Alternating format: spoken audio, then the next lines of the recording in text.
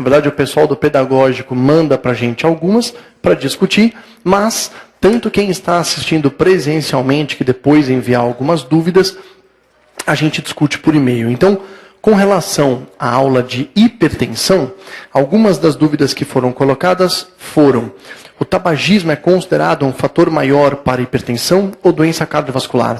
Ele é considerado um fator maior cardiovascular, né? Um fator importante das afecções cardiovasculares. Teve uma outra questão que foi comentado, se mesmo um pacientinho usando refeições leves, com frutas e verduras, mas que não tenha a redução de peso, se essa dieta vai agregar redução da pressão arterial. Sim, né? Tem trabalhos mostrando que pacientes com sobrepeso, que tenham esse tipo de dieta e atividade física, têm melhor risco cardiovascular, né? Um risco cardiovascular mais baixo do que um paciente que tenha um peso normal e que não siga essas orientações. Então, seguindo as orientações de mudança do estilo de vida, mesmo que a pessoa não perca peso, ela tem benefício cardiovascular. Tem uma outra questão que fala sobre o mecanismo de redução da proteinúria pelo IECA. Na verdade, o IECA ele atua lá dentro da vasculatura renal, atuando a hemodinâmica do glomérulo. Ele diminui a resistência vascular pós-glomerular. Então, depois até por e-mail eu consigo enviar algumas coisas mais legais, mas a atuação do IECA na diminuição de proteinúria é mexendo ali nas pressões do glomérulo que tem depois a filtração na cápsula de Bowman e assim por diante. E o paciente com intoxicação de cocaína, qual é a medicação que a gente acaba utilizando para diminuir um pouco a taquicardia? A gente usa bastante fugiu a medicação. Medicação psicotrópica que a gente acaba utilizando de intoxicação. Diazepam. Puxa vida, me deu branco, olha só. Obrigado. Exatamente. A gente usa benzodiazepínicos, tá certo? A gente pode usar o diazepam, a gente utiliza medicações que diminuem a própria ansiedade, descarga adrenérgica e que acabam contribuindo para reduzir a taquicardia. Não é feita nenhuma medicação específica para a taquicardia do paciente. A gente usa o diazepam, como a gente usa na síndrome de abstinência, por exemplo, pelo mesmo raciocínio de diminuir um pouco a descarga adrenérgica. Ok? Vamos na aula de insuficiência cardíaca. Bom, o primeiro tema fundamental para a gente falar da insuficiência cardíaca é que hoje, 2015, e já há alguns anos, a gente vive um paradoxo das doenças cardiovasculares. O que significa isso? Antigamente, uma pessoa tinha chagas e morria de chagas. Tinha uma doença valvar e morria da estenose aórtica que ele desenvolvia, ou da estenose mitral, da febre reumática. Uma pessoa desenvolvia uma doença coronariana e morria do infarto. O chamado paradoxo das doenças cardiovasculares é que a cardiologia avançou no tratamento de todas essas doenças. Então, o paciente hoje não morre mais do infarto, ele recebe todos os tratamentos que faz com que ele fique estabilizado. Ele recebe a abordagem correta na estenose mitral, na estenose aórtica, na doença de Chagas, na miocardite. Só que, sobrevivendo a essas doenças cardiovasculares, ele se torna um paciente com insuficiência cardíaca. Então, o paradoxo das doenças cardiovasculares é que a gente tratando todas as doenças da cardiologia, a gente cria pacientes cardiopatas com insuficiência cardíaca. Então, hoje, a prevalência é muito importante de insuficiência cardíaca. A gente diz que existe uma pandemia no mundo. Por quê? Porque a insuficiência cardíaca é a via final comum dos pacientes com doenças cardíacas. Então, os pacientes com insuficiência cardíaca tem uma mortalidade mais elevada. A gente vai comentar muito de quais são os critérios que me ajudam a ter ideia dessa mortalidade. E 50% dos indivíduos, o diagnóstico, o óbito, é cerca de 4 anos de diagnóstico. Então, olha que interessante. Quando, no mundo inteiro, começou a aumentar o número de pacientes com insuficiência cardíaca, os cardiologistas começaram a estudar a epidemiologia e ver que insuficiência cardíaca se comporta pior do que muitas neoplasias. Muitos cânceres. Tem muitos tipos de câncer que o paciente tem o câncer e vive muito mais tempo do que o paciente que tem insuficiência cardíaca, né?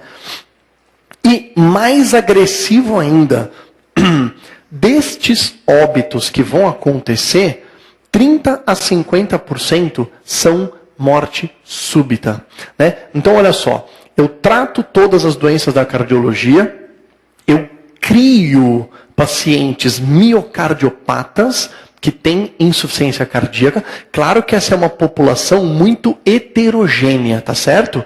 Tem os mais leves e os mais graves. Mas se eu pegar na média, a sobrevida deles é de 50% em 4 anos. Então, em 4 anos, muito miocardiopata grave vai morrer e muitos desses vão morrer de morte súbita.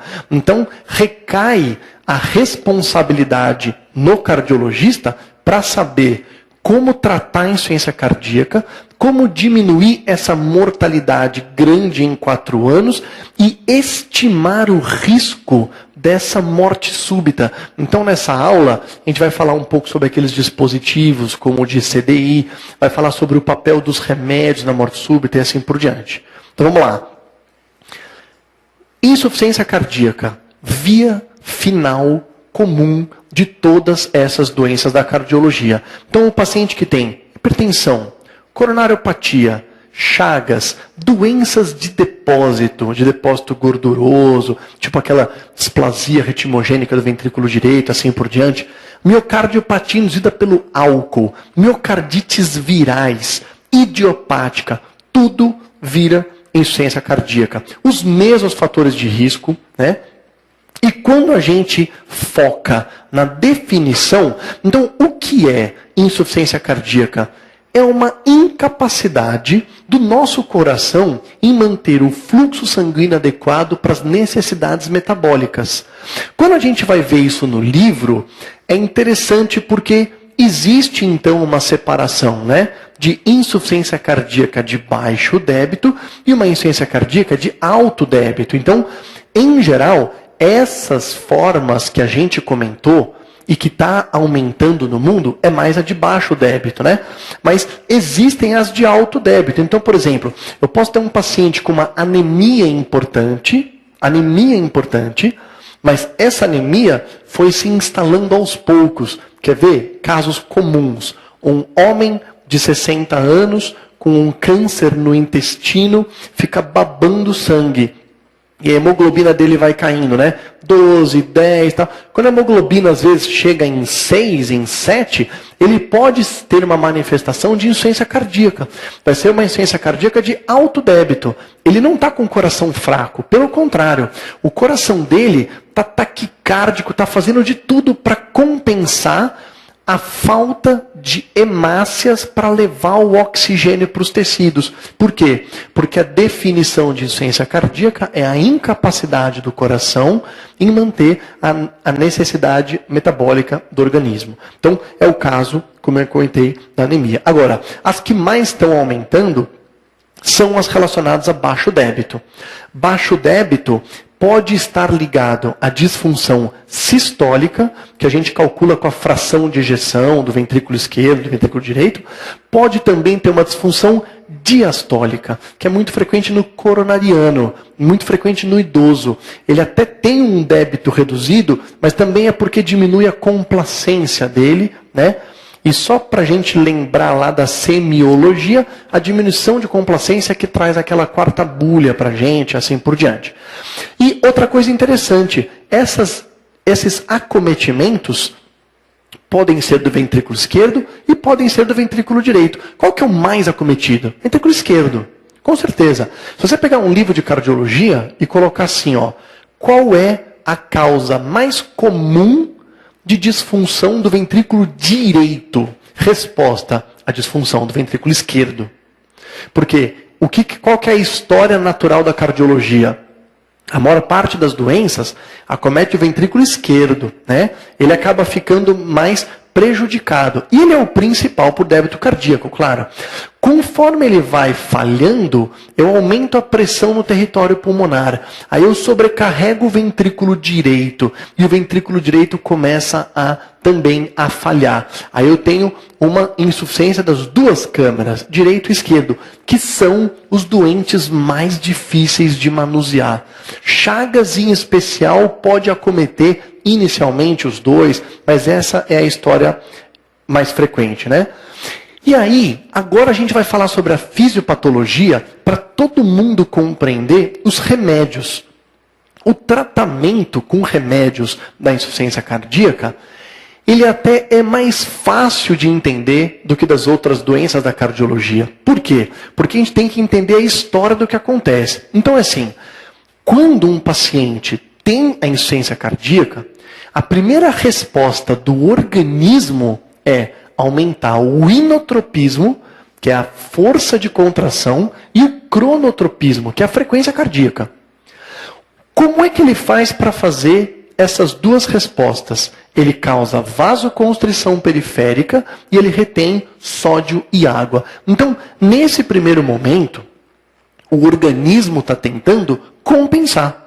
Então ele fala assim, poxa vida, o coração não está dando conta da necessidade metabólica. Eu tenho que aumentar a força e eu tenho que aumentar a velocidade com que ele bate para poder melhorar o débito cardíaco. Como é que eu vou fazer isso? Ele faz vasoconstrição periférica, ele retém sódio, ele retém água e muitos do que está envolvido nesse mecanismo é a própria ativação do simpático.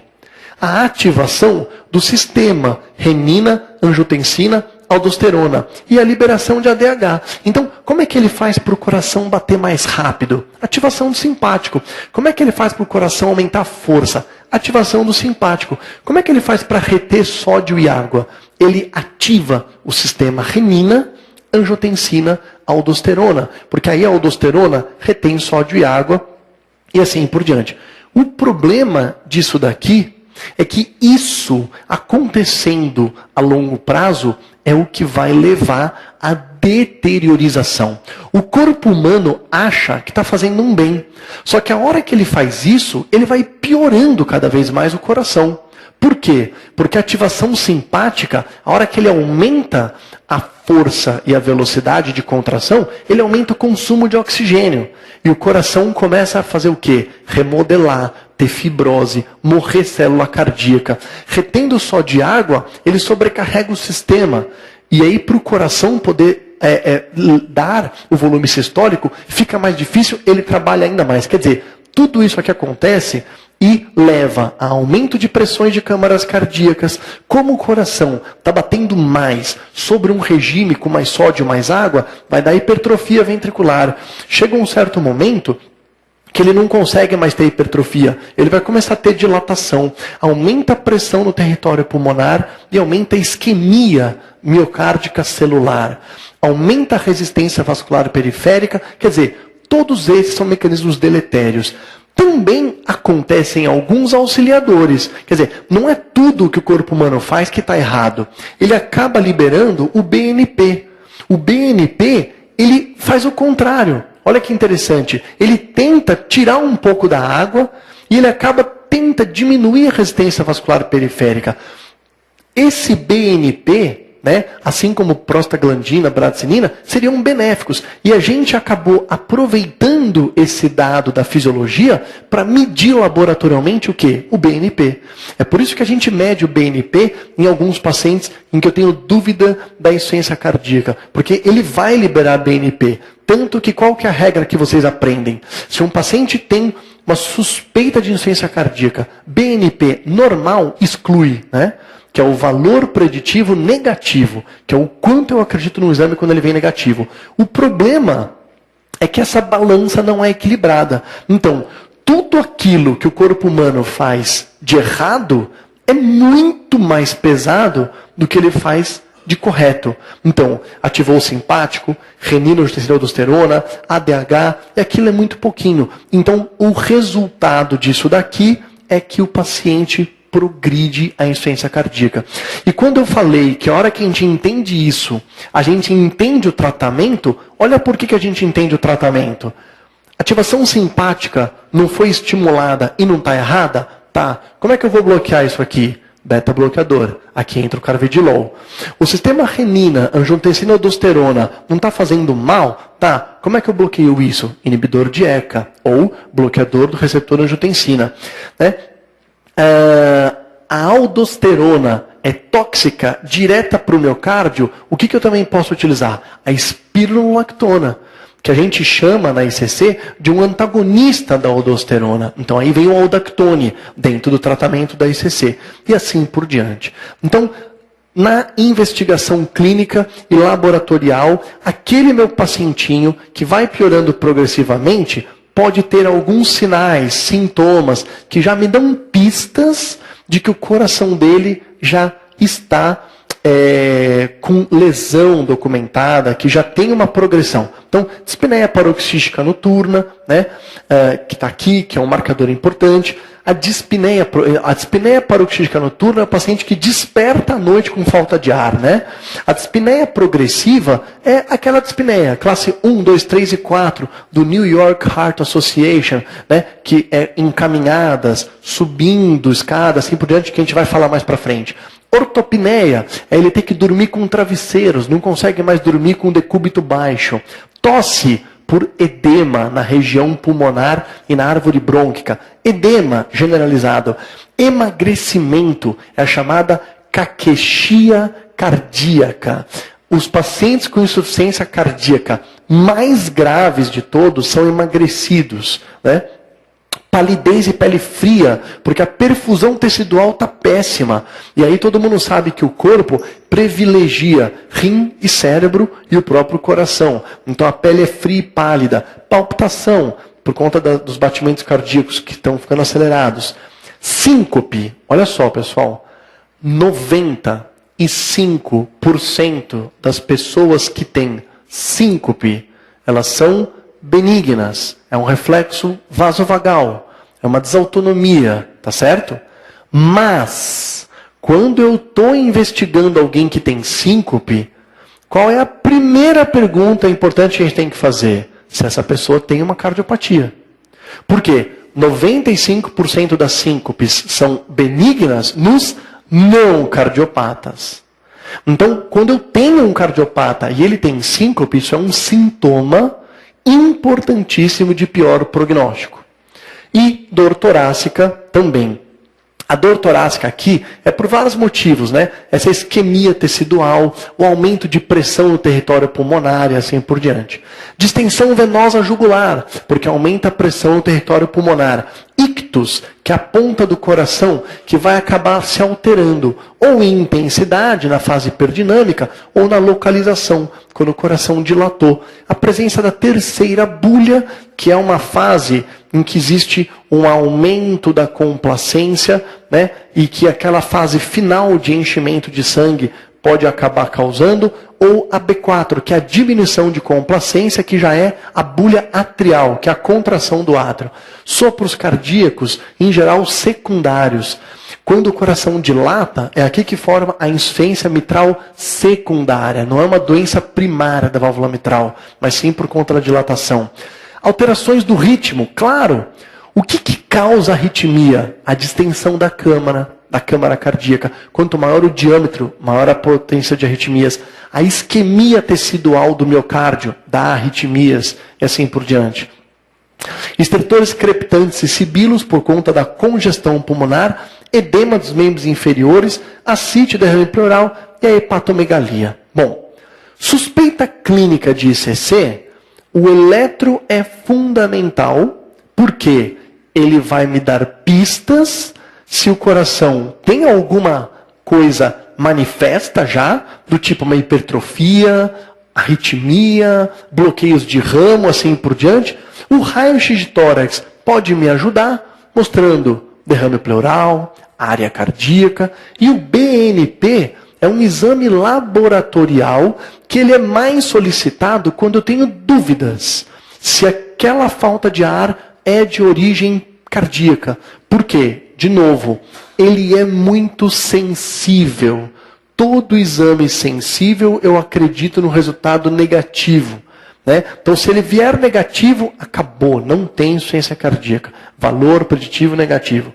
O ecocardiograma, muito rico de informações, vai poder dizer para mim a força da contração, o diâmetro das câmaras, o comportamento das válvulas e outros exames, dependendo da indicação clínica. Detalhe, o eletrocardiograma ganhou muita importância nos últimos anos por causa da análise do bloqueio de ramo.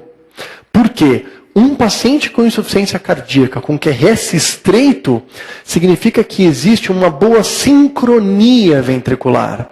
Um paciente com bloqueio de ramo, QRS largo, pode estar presente de sincronismo ventricular, que depois eu confirmo com ecocardiograma.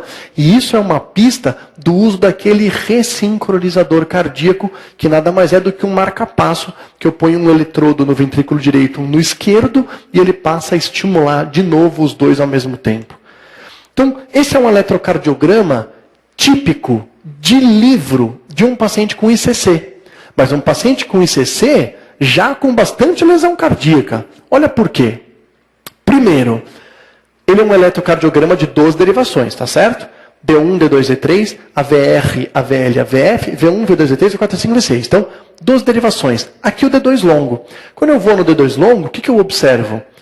Ele é um ritmo irregular, sem a presença de ondas P. Então, eu estou diante de uma fibrilação atrial. Fibrilação atrial é uma arritmia extremamente frequente nos pacientes com ICC, por causa da dilatação das câmaras. Então, ele tem uma fibrilação atrial, ele, além disso, tem uma baixa amplitude das clássicas, que não acontece nas precordiais. Isso também é muito descrito nos pacientes com ICC. E ele tem uma sobrecarga de ventrículo esquerdo com aquele strain do ventrículo esquerdo. Quando a gente usa os critérios de Home-Hilde, ele tem sobrecarga de ventrículo esquerdo já com o strain. Então, esse eletrocardiograma típico de um paciente com insuficiência cardíaca, mas só para dar um exemplo de que o eletrocardiograma vai te dando pistas já de que ele tem o coração hipertrofiado, provavelmente dilatado, a arritmia presente e assim por diante. O raio-x. O raio-x ajuda, né? Esse paciente, por exemplo, tem uma cardiomegalia, que é o índice cardiotorácico maior do que meio, né? Que é pegar do arco costal até o meio do tórax e ver que ele está maior do que isso. Então, ele tem uma cardiomegalia, né? Em geral, quando ele tem uma cardiomegalia que aparece assim no raio-x, é de ventrículo esquerdo, né? Ele vai o ventrículo direito não, ele vem mais para frente, é um pouco diferente. Então, esse é um raio-x. O BNP tem um excelente valor preditivo negativo. Então, muita gente fala assim: "Ah, qual que é o valor do BNP?" Depende. Quando você pega a tabela do BNP, se eu estou avaliando no pronto-socorro é uma coisa. Se eu estou avaliando no paciente no consultório é outra. O fato que vale para todos é o seguinte: BNP normal exclui causa de dispneia de origem cardíaca. E o BNP alterado, aí depende, né? Esses níveis de alterado, para emergência é um nível, para ambulatorial é um outro nível, por conta justamente dessa fisiopatologia que a gente viu nos outros slides. O ecocardiograma é muito útil, né? Ele ajuda a confirmar o diagnóstico, ele mostra a fração de ejeção e ele mostra essa coisa do sincronismo, né? Das câmaras. Por quê? O correto é o coração bater as duas câmaras ao mesmo tempo, de baixo para cima. É assim que os ventrículos batem, né? De baixo para cima. E aí joga o sangue pelo tronco da aorta e o tronco da pulmonar. Quando existe um dessincronismo, uma câmara bate desconectada da outra e eu consigo achar que isso acontece pelo eletrocardiograma, que eu vejo que é QRS largo, confirmar no eco e eventualmente indicar um marcapasso ressincronizador. Ressonância nuclear magnética está ganhando muito espaço na cardiologia. Por quê? Porque ela consegue medir volume, massa, função, viabilidade dos dois ventrículos. Então, a ressonância consegue dar uma coisa muito interessante. Ela me dá o quantos por cento dos ventrículos já foram acometidos, já viraram fibrose, ainda são de miocárdio, são viáveis ou não são viáveis, e ela consegue, em especial, avaliar bem o ventrículo direito, coisa que o ecocardiograma não avalia muito bem. Então, tem algumas doenças que a ressonância ajuda muito. Ela ainda não é tão boa para a válvula. Na válvula, o eco e o estudo Doppler dos fluxos ainda é melhor, né? Então, ressonância. Bom, classificação funcional. Todos vocês já viram isso, né? Que a classe 1, 2, 3 e 4. Quem fez isso foi a New York Heart Association e a gente usa até hoje. Então, o paciente com insuficiência cardíaca classe 1 é aquele que anda, né, faz as atividades habituais e consegue andar no plano praticamente sem sintomas nenhum. Talvez esse paciente classe 1, se ele tiver que subir uma ladeira, ele para poder descansar. O paciente classe 2, ele tem dispneia no que a gente chamaria de atividade habitual. O que significa isso?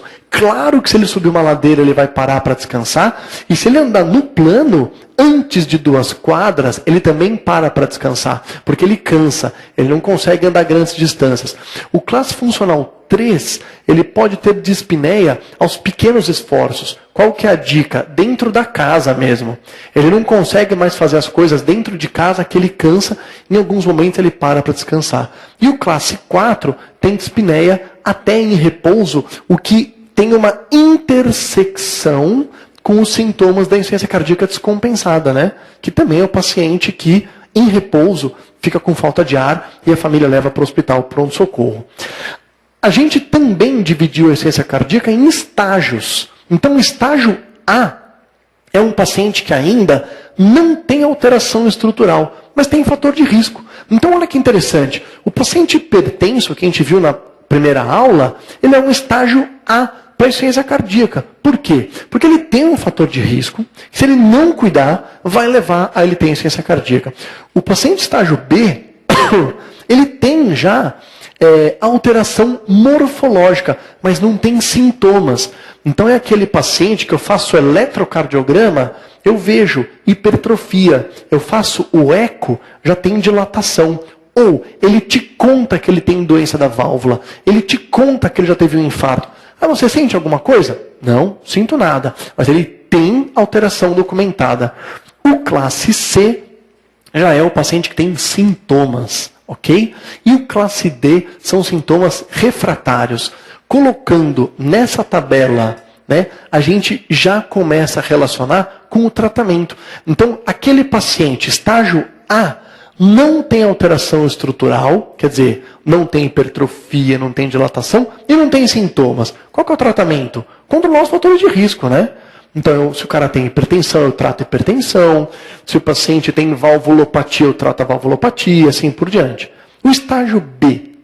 O estágio B é um paciente que já tem alteração estrutural. Então, ele já teve lesão cardíaca. Nesse caso, o IECA começa a ganhar força. Então, toda vez que num eletrocardiograma tiver hipertrofia ventricular esquerda, que num ecocardiograma tiver dilatação, puxa a indicação do IECA. Por quê? Porque eu sei que já foi ativado aquele mecanismo de sistema renina, angiotensina, aldosterona, reter sódio e água e aumentar a resistência vascular periférica. Aí, opa, eu começo a dar o IECA e eu já introduzo beta-bloqueador. Por que de novo? Porque se eu tenho alteração estrutural, eu já tive ativação simpática. Então, IECA e beta-bloqueador, porque ele já tem uma alteração morfológica. No classe C, que ele é sintomático, eu mantenho o IECA, beta-bloqueador, e eu acompanho esse paciente. Se ele já tiver classe funcional 3 para frente, ele tem uma indicação absoluta da espironolactona, como um antagonista do efeito da aldosterona. Restrição de sal, e aqui que entra a dúvida, tanto do diurético como do digital. Tem pacientes que são classe 3, mas quando tomam IECA, beta-bloqueador, espironolactona, ficam bem. Eu não tenho que dar diurético, muito menos que dar digoxina. Tem pacientes que não, que mesmo tomando IECA, beta-bloqueador e espironolactona, eles ainda sentem cansaço, ainda tem estertores, ainda tem hipervolemia, aí eu dou o diurético. Se bem que o IECA diminui mortalidade, o beta-bloqueador diminui mortalidade, a espironolactona diminui mortalidade, o diurético não diminui mortalidade. A digoxina não diminui mortalidade. Então, eles são sintomáticos. Na verdade, tem até um estudo mostrando que a digoxina, se o paciente acabar ficando com níveis elevados, né, acima do valor de referência, até aumenta a mortalidade. Então, tem que tomar cuidado com as intoxicações digitálicas. E no último estágio, em que tudo não deu certo, eu uso as medidas especiais. Então, tratamento medicamentoso e tratamento não medicamentoso. Então, vamos lá. O tratamento não medicamentoso, que é a mudança do estilo de vida, segue aquele mesmo critério, né? Alimentação, o controle do peso, a redução do sódio e assim por diante. Então, vamos lá. Toma muito cuidado. O paciente obeso vai ser ruim para a insuficiência cardíaca, mas o paciente que está também na caquexia, eu preciso tomar cuidado e ter uma orientação dietética para que ele consiga ter de novo um fortalecimento muscular. Vale o mesmo caso da alimentação DASH, tomar cuidado só nos casos de caquexia, em que existe uma anorexia intensa, né? Então aqui um acompanhamento nutricional é importante, para ele receber refeições pequenas, mais vezes por dia. E nos pacientinhos com insuficiência cardíaca descompensada, uma dieta mais laxativa, para ele ter menos esforços à evacuação. A redução do sal, com certeza, né? Cuidados com as dietas com redução do sal abrupta, que aí a dieta fica sem gosto e ajuda o paciente a ficar desnutrido, né? Então tem que ter aí o bom senso, mas claro, a redução do sal. A restrição hídrica é interessante, né? Olha só, todos os casos você vai controlar a ingesta hídrica dos pacientes, mas o paciente com insuficiência descompensada, que você vai ser mais agressivo na restrição hídrica. Nos outros, tem que tomar cuidado com a restrição hídrica, porque ela, quanto menor a volemia do paciente, também ele pode ter um prejuízo de função renal. Então você tem que ir tateando isso. E a indicação de ter uma restrição hídrica mais importante é quando o paciente tem uma hiponatremia. Então, quando o paciente, na sua avaliação laboratorial, tem um sódio já mais baixo, é porque está tendo uma liberação muito intensa do ADH, e aí eu devo restringir a água livre. Mas aí eu restringo a água livre pelo próprio algoritmo de tratamento da hiponatremia, né? Quando você pega uma hiponatremia para poder fazer a correção, é um dos itens em que você ajuda a fazer. E isso é questão de prova também, né? Então, no caso de um pacientinho com hiponatremia, restringir a água livre. Álcool. Álcool aqui absolutamente proibitivo. O álcool é tóxico direto para o miocárdio. O álcool induz a arritmias, induz a contração ventricular diminuída. Em todos nós o álcool faz isso. Tanto que existe uma condição clínica chamada holiday heart, que é, no fim de semana, as pessoas não trabalham, tendem a ingerir mais bebida alcoólica, né? Numa festa, num churrasco e tal.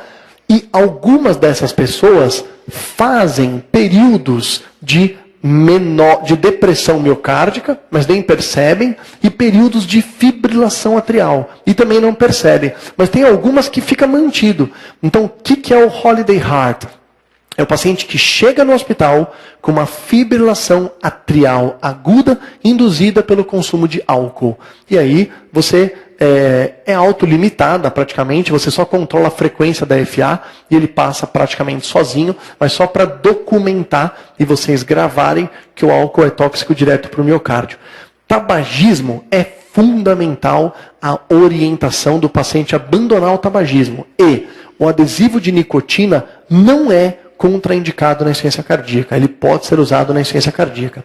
A atividade física vai depender do grau da insuficiência cardíaca e um exame que ajuda muito a determinar isso é o ergoespirométrico. Então, o ergoespirométrico, ele avalia o consumo de oxigênio do pico, né, que é chamado VO2 de pico, que é o principal marcador prognóstico. Tanto que um dos itens que faz com que o paciente entre na fila do transplante é um VO2 de pico menor do que 10 ml por quilo por minuto. Né? Com relação ao sildenafil, ao Viagra, a atividade sexual orientar que ele não pode entrar junto com o nitrato, realmente é bastante perigoso a associação num paciente com insuficiência cardíaca do Viagra com o nitrato. Tirando isso, ele não tem alteração da liberação. Vacinação contra gripe anual e vacinação contra a pneumonia. Isso é uma medida muito legal e que a gente não está acostumado a orientar vacina, né? Quem não fez pediatria, quem fez clínica médica, cardiologia, a gente perde um pouco isso. Mas nos pacientes com insuficiência cardíaca, se ele pegar uma gripe, ele pode morrer na gripe, né? Por quê? Porque a insuficiência cardíaca vai descompensar com uma situação que vai exigir mais metabolismo. E a pneumonia, o mesmo raciocínio. Então, a orientação de vacinação é parte do tratamento dos pacientes com insuficiência cardíaca. E aí a gente entra no tratamento medicamentoso. Né? Então, aqui no tratamento medicamentoso, da mesma forma que a gente conversou naquele primeiro quadro, e aqui com mais detalhes, alguns desses remédios, eles mudam a sobrevida do paciente com insuficiência cardíaca. Outros são só sintomáticos. Então, o IECA e o bloqueador do receptor de angiotensina são medicamentos que diminuem a mortalidade. Beta-bloqueadores que inibem a ativação do simpático diminuem a mortalidade. Os antagonistas da aldosterona, que é a espironolactona, diminuem a mortalidade. Diurético é sintomático. Digitálico é sintomático, e o nitrato e hidralazina, que eu disse, que você acaba dando quando você não pode dar o IECA. Chega uma fase que você está tratando o paciente com insuficiência cardíaca, que você fica numa encruzilhada. Por quê? Ele vai piorando a função renal. Aí ele vai piorando ureia, creatinina e o potássio sobe. E dos remédios que você sabe que você tem que dar, esse retém potássio, e esse retém potássio. Então, por isso que quando você chega nessa situação, o que a gente faz? Cancela esse, dá nitrato e hidralazina para diminuir a hiperpotassemia induzida pelo IECA e mantém a aldosterona, que a aldosterona não tem um substituto. Então, a gente mantém a aldosterona, troca o IECA por nitrato e hidralazina e acompanha este paciente, né? Mas já é aquelas encruzilhadas da medicina, da gente querer dar um remédio e o paciente começar a ter contraindicação para ele poder utilizar esse remédio. Então, vamos falar sobre alguns dos remédios, aí depois a gente fazer mais um breve intervalo e a gente retoma para falar especificamente também dos procedimentos mais especiais. Então, o IECA, captopril, enalapril e assim por diante, diminuem a resistência vascular periférica, atuam no remodelamento cardíaco, são até antiarrítmicos. Tem um capítulo chamado Efeito antiarrítmico de fármacos não antiarrítmicos. O IECA não é um antiarrítmico, mas na ICC ele está induzido à diminuição de arritmias. Né? O mesmo raciocínio para o BRA e estão associados à diminuição de mortalidade, inclusive morte súbita. E aqui eu quero fazer um parênteses com vocês. Toda vez que a gente ouve esse termo morte súbita, a gente pensa em arritmia. Mas não é uma condição sine qua non da outra. Parte dos pacientes que vão ter morte súbita não são morte súbita arrítmica. Eles simplesmente entram em assistolia ou AESP. Então, por que é importante frisar isso para vocês? Porque senão a gente fica com a impressão de que para acabar com a morte súbita, basta ter um CDI. Bobagem. O CDI protege, o CDI, né, que é o cardio desfibrilador implantável, ele protege de morte súbita arrítmica. Muitos pacientes, em geral, classe funcional 3, classe funcional 4, quando tem a morte súbita, não é uma morte súbita arrítmica. Por isso que quando vocês pegam os guidelines do CDI, puxa a indicação paciente classe 1 e classe 2. Quanto mais grave o paciente, mais morte súbita não arrítmica. E aí o CDI não protege. Quem que protege ele? Os remédios. Eu vou demonstrar isso para vocês mais para frente, num modelo estatístico bem legal. Bom, impede o remodelamento deletério, diminui a ocorrência de arritmias e tem essas contraindicações que a gente já tinha visto no próprio capítulo da hipertensão. O beta-bloqueador, em especial o metoprolol e o carvedilol, também estão associados à diminuição de mortalidade. E aqui, com certeza, eles são o principal grupo antiarrítmico. Então, é importantíssimo que o paciente com insuficiência cardíaca use o beta-bloqueador, porque o beta-bloqueador evita a ocorrência de arritmias fatais nesses pacientes. Né? Devem ser introduzidos com um paciente estável e tem os mesmos efeitos colaterais que a gente já tinha visto. A espironolactona também diminui mortalidade, a aldosterona tem um efeito tóxico no miocárdio e também diminui a ocorrência de arritmias. Os diuréticos não, então aqui o diurético eu vou dar só para o paciente com gesto hipervolêmico, que a gente já comentou. E dos bloqueadores de canal de cálcio, eu falei isso para vocês na aula de hipertensão, a gente não usa os não dihidropiridínicos, que é o diltiazem e verapamil, né? Mas os dihidropiridínicos eu posso utilizar quando precisa, em geral, quando o paciente tem uma insuficiência cardíaca ligada a uma hipertensão que ele usa, por exemplo, uma amlodipina para controle. Não tem problema, mas ele não tem interferência na mortalidade. Na impossibilidade de dar IECA ou BRA, porque o potássio elevou, eu troco por nitrato e hidralazina. Digital. O estudo, pessoal, que deu a informação que digital não muda a mortalidade, chama DIG, né? E realmente, ele não muda a mortalidade. Na verdade, até, esse estudo mostrou que ele melhora a parte hemodinâmica, mas ele é muito tóxico. Então, no final das contas, o vetor anulou o benefício do digital. Mas ele melhora sintomas. Ele melhora sintomas. O cuidado tem que ter com os níveis. Por quê? Um estudo retrospectivo foi feito pelo seguinte objetivo. Todo mundo sempre falou que digital não mudava a mortalidade. Aí eles viram retrospectivamente para ver se tinha diferença de homem e mulher. Né? Ah, será que no homem ele diminui a mortalidade? Era um estudo retrospectivo, ok? Não era um estudo causa, né, e efeito, mas eventualmente ele poderia levantar essa hipótese. Quando ele fez o estudo retrospectivo, ele viu que não tinha diferença, tá? A digoxina não tinha impacto em diminuir mortalidade, nem em homem, nem em mulher. Mas em mulher, ela aumentava a mortalidade quando o nível sérico era acima de 2 nanogramas. Então, toma cuidado com a intoxicação digitálica. Bom, antiarrítmicos na insuficiência cardíaca. Isso é fundamental vocês aprenderem, tanto para a prática médica como para a prova. O principal antiarrítmico é o beta-bloqueador. A amiodarona, que é o mais potente antiarrítmico que nós temos na medicina, não diminui mortalidade na insuficiência cardíaca. Não atua em nada. O paciente que toma e o que não toma, eles não têm desfechos diferentes. Depois eu vou falar um pouco mais sobre isso aqui da amiodarona para vocês. Bom, efeitos antitrombóticos. Todo paciente com insuficiência cardíaca altera aquela tríade de Virchow, né?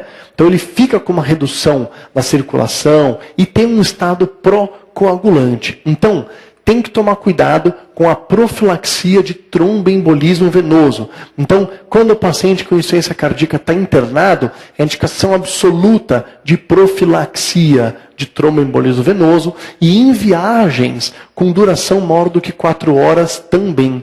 Agora, a anticoagulação plena com Marevan, né, elas vão depender de outros fatores, como de qualquer paciente, do tipo trombose venosa profunda documentada, trombo intracavitário, fibrilação atrial. Quer dizer, não existe uma predileção de entrar com anticoagulante oral só porque ele tem a insuficiência cardíaca. Tem que estar associada com essas outras indicações, ok? A gente vai fazer mais um breve intervalo e volta para comentar sobre a parte cirúrgica, a parte dos dispositivos eletrônicos e a parte do transplante. Esse intervalo é mais breve, então a gente logo já está de volta.